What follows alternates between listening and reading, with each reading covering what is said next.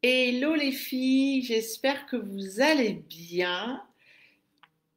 C'est Brigitte Lhomme de Ménopause Solutions Naturelles aujourd'hui et aujourd'hui c'est le live numéro 4 je crois sur les 365 et aujourd'hui j'ai envie de m'adresser aux femmes qui sont nées dans les années 60 parce qu'effectivement j'ai intitulé le titre du sujet du jour: les femmes nées dans les années 60 sont les femmes qui portent le monde de demain. Alors je suis sûre qu'il y a des gens qui se disent ben what, mais pas du tout, ce sont les jeunes qui portent le monde de demain. Et ben je ne suis pas du tout d'accord avec ça. Moi-même je suis née en 64 et je sais que la majorité des femmes là qui sont concernées en ce moment par la ménopause, puisque c'est quand même mon terrain de prédilection, c'est parler de la ménopause, lâcher les tabous, échanger, partager, contribuer pour que toutes ces femmes qui galèrent avec leur ménopause puissent aller mieux. La majorité des femmes qui aujourd'hui sont en prise avec une ménopause compliquée, ou pas, mais en tout cas avec une ménopause, elles sont toutes nées plus ou moins dans les années 60, parfois dans les années 70 parce que la ménopause est de plus en plus précoce pour différentes raisons, mais ça fera l'objet d'une vidéo. Mais oui, moi je suis née en 64 et je suis sûre que pour la plupart d'entre vous qui me suivez, vous êtes également une fille des années 60.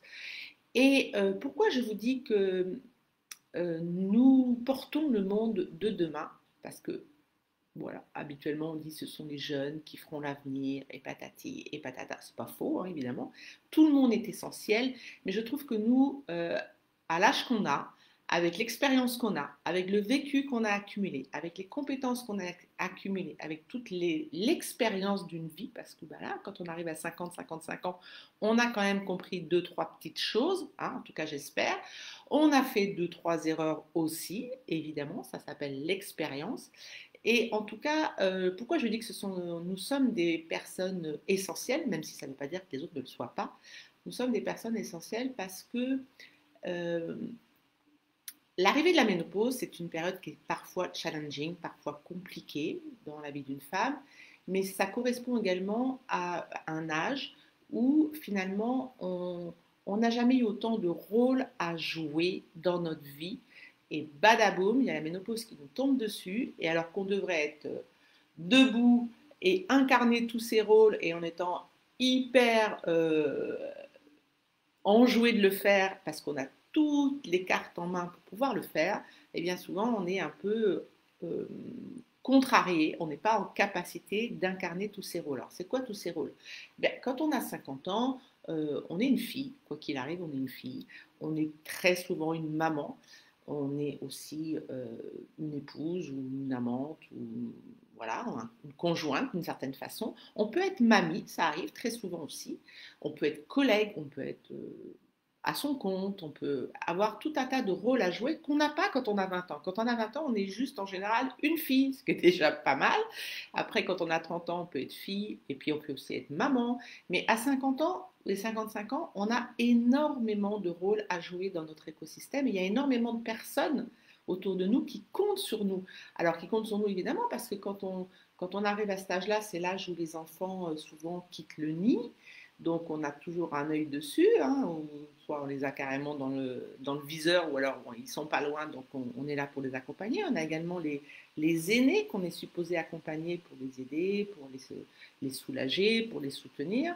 Donc on est toujours sur tous les fronts et toutes ces personnes-là et nos parents qui vieillissent, bah, ils comptent un peu sur nous parce que maintenant c'est un petit peu à notre tour de s'occuper d'eux.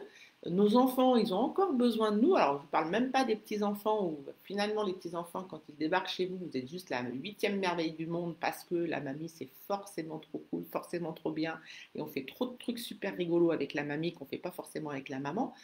Et puis dans le monde de l'entrepreneuriat, finalement, quand vous arrivez à 50-55 ans, même si vous avez changé de job au cours de votre vie, ce qui est quand même hyper commun aujourd'hui, vous pouvez panier d'avoir accumulé tout un tas de compétences, de connaissances, et souvent votre direction, elle compte sur vous pour former les plus jeunes, pour transmettre toutes ces compétences que vous avez.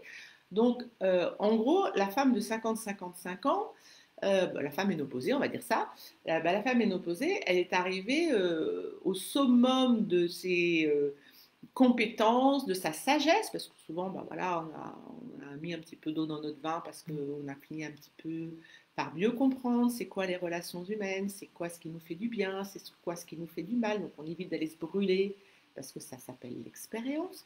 Et puis quand on est dans cette posture-là où on devrait pouvoir justement impacter un maximum autour de nous et le faire sans naturellement, parce que ça fait partie de la mission, entre guillemets, c'est aussi à ça que sert la ménopause. La ménopause, c'est quoi? Ça veut dire qu'on nous enlève d'une certaine façon, enfin, pas on, la nature a prévu que voilà, faire des bébés, c'est plus le projet. Oui, c'est sûr, la procréation, c'est plus le projet. Mais par contre, co-créer et créer, c'est justement beaucoup plus, ça nous laisse beaucoup plus d'espace pour le faire. Ne plus pouvoir faire d'enfants, parce qu'on arrive à un âge où c'est plus le projet, ben, le projet c'est quoi? Ben, le projet c'est justement d'accompagner les plus jeunes qui ont des enfants ou d'accompagner des projets professionnels ou enfin de s'occuper de soi parce que d'une façon générale, je pense que vous serez d'accord avec moi, en tout cas j'aimerais bien que vous me le disiez en commentaire si vous vous reconnaissez dans ce portrait. Nous les filles des années 60, on a à peu près tout été élevées de la même façon.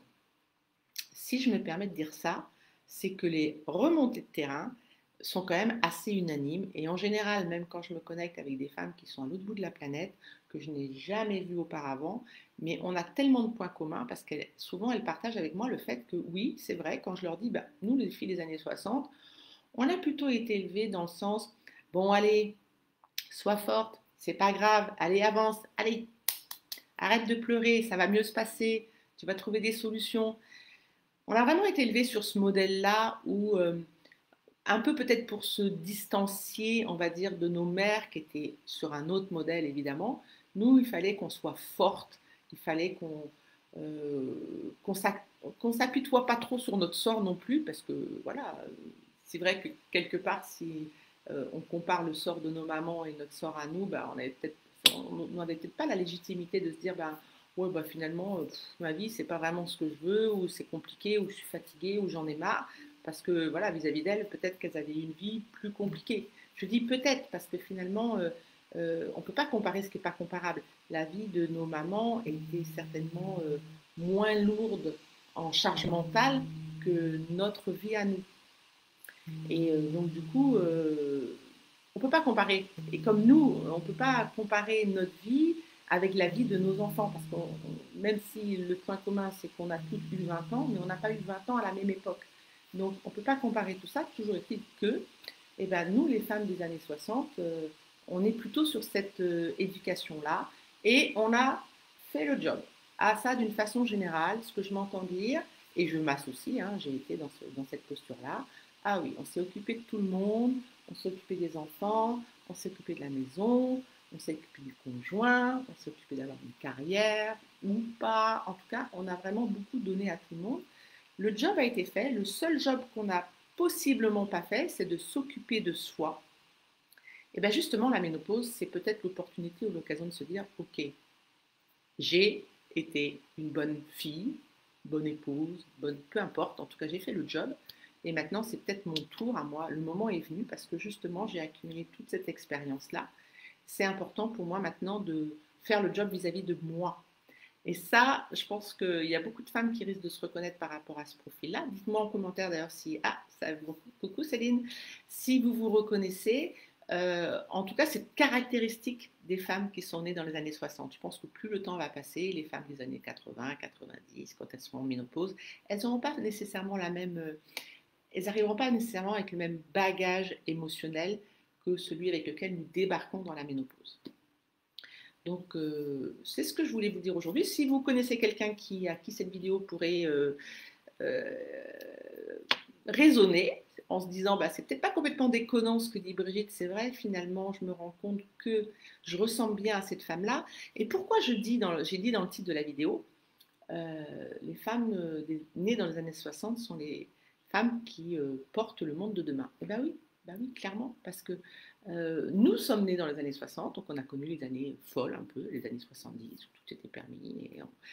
Bref, même si on était encore gamine, mais on a quand même bien vu qu'il se passait des trucs un peu beaucoup plus open que ce que nos mères ont connu, on va dire ça, les années 80, 90, 2000, etc. etc.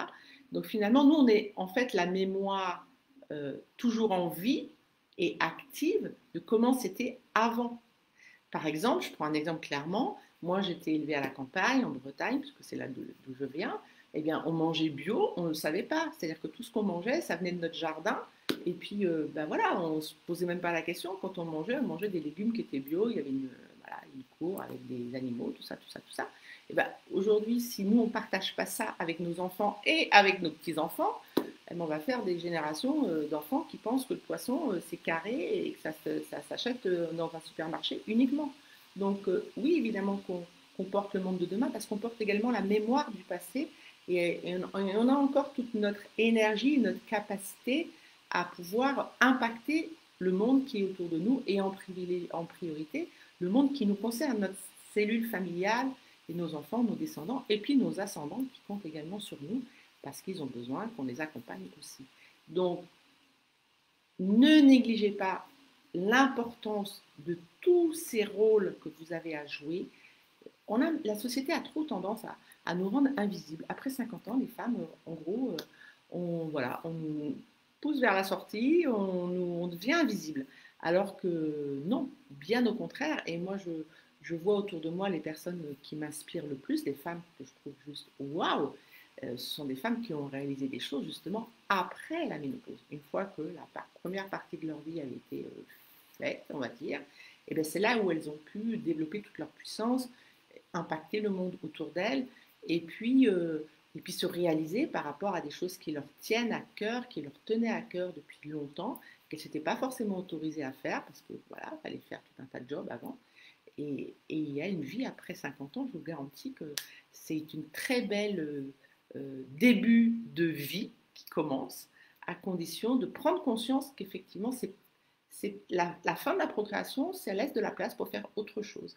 Et on n'a jamais été aussi compétente à cette époque de notre vie pour pouvoir redistribuer tout un tas de choses autour de nous. Donc, voilà pourquoi les femmes nées dans les années 60 portent le monde de demain et c'est très important qu'elles soient debout et que si la ménopause les a mis à genoux, eh bien il faut absolument trouver des solutions pour se relever parce que le monde compte sur nous et c'est très important que vous soyez consciente de ça parce que si vous vous contentez d'écouter ce que la société nous dit, ben, vous n'allez peut-être pas capter le message.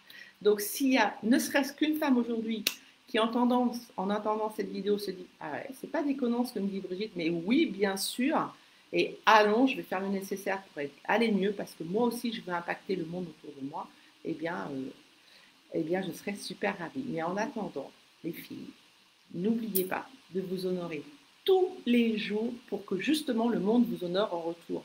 Évidemment que euh, le monde, naturellement, il ne va pas trop avoir tendance à nous honorer, nous les filles des années 60.